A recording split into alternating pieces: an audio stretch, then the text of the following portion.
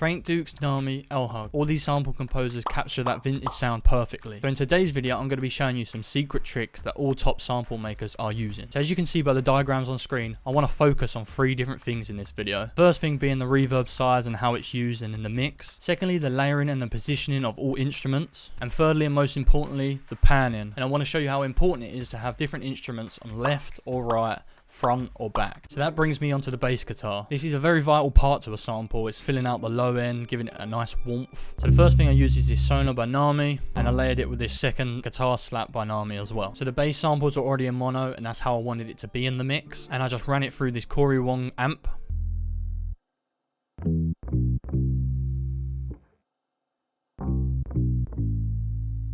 And as you can see by this, I brought down some highs, some mids, and some lows because it was a little bit too bassy. And I've brought this down to like minus 15 decibels, so it's just sitting in the background, giving that nice low end. Bringing me onto the drums.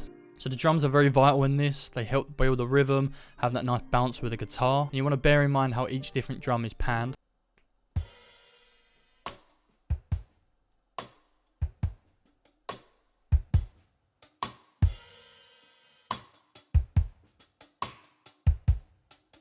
And then I added my own little snaps on my fingers. So with the snaps on my fingers, I want it to be in a dense room, so it was very tight. So I used this room reverb. Then I've used a compressor just to level the snaps so they wasn't too overpowering. And as you can see here, I routed this to the mix of the other drums, where I just put this straight mono. I added this master tape onto the drums just to give it a nice like tape saturation. Then I've used these CLA drums. What I like about this, it just brings the drums more to life. So moving on to the string sections. For the first strings, I layered this Corella preset from the Augmented Strings by Analog Lab. And then I layered it with the flute copying this melody.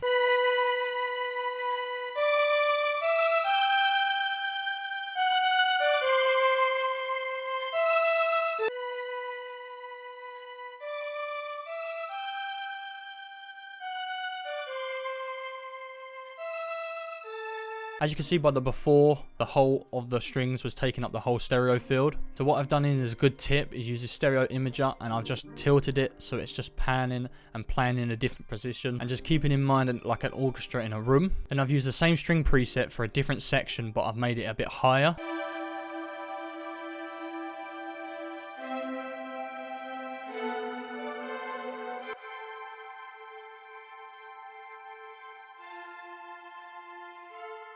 And as you can see there, it's more pan to the left, this string. And I do that by using this stereo imager. It's a little bit smaller width, but it's angled at the opposite direction, just making it full. Moving on to this bell sound, I like to use it at a higher octave just to fit in with the mix a little bit better.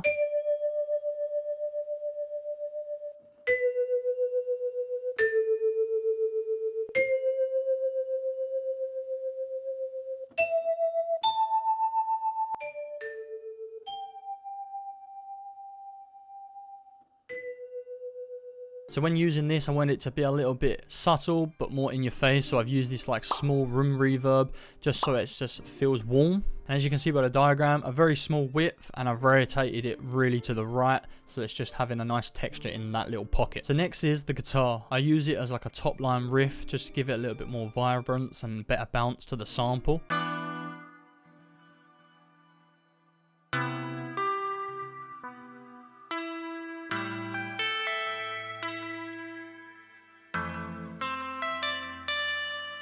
So when mixing this, I ran it through the Corey Wong again, sort of brought down the presence and the treble so it wasn't too overpowering in that frequency. As you can see here, I went crazy with EQ, just getting rid of frequencies that was really clashing with all like the tones. And as you see here, the S1 imager are quite a mid like size of width, but it's panned to the left a little bit, just feeding more into that pocket of panning. But the next sound is the Rhodes. I layered 2 sounds onto that, so I used this Stage 73 electric piano, and I just layered it with this Rhodes.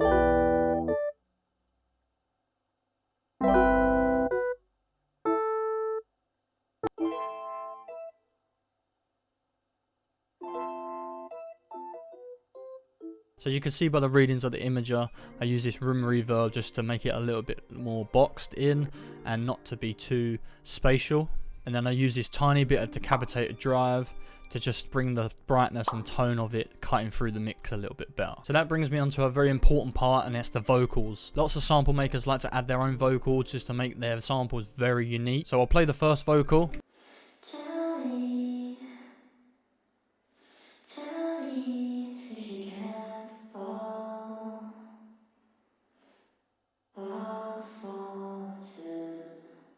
So with this vocal, I want to center it a little bit more, but bring it a little bit more forward compared to the other one.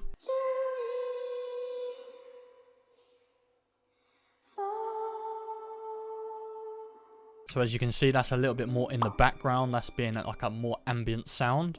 So for the first vocal, it's a little bit more forward. I use this mid-chamber reverb just so it's not too washed out. Compared to the second one, which is a very large hall, high decay, just so washed out and make it ambient vibe. So this leads me on to the last instrument in the sample.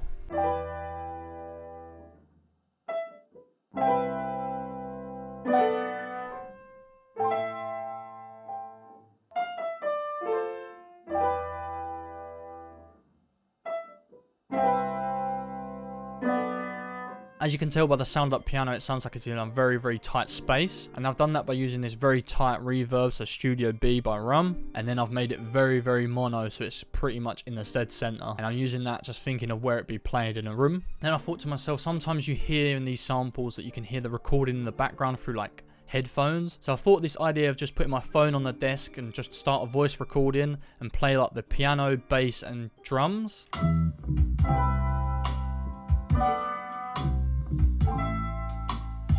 And as you can see by that sound, it just gives it a little bit of a different like texture and feel to the sample. And then I've used this mid-side matrix, so I've took the mid out and just left the side and boosted it a little bit, so it's just making the whole piano and sound just more full. So this brings me on to the final thing just to touch on quick. As you can see here, I just placed all the instruments in different little pockets. So as you can see here, I've just put in the end of the guitar to just feed in. Then I've just took out a bit of the bass, bit of the drums, fed in a new bit of piano, and it just brings in different elements of surprise. So together with all this mixing technique, this is how the sample sounds.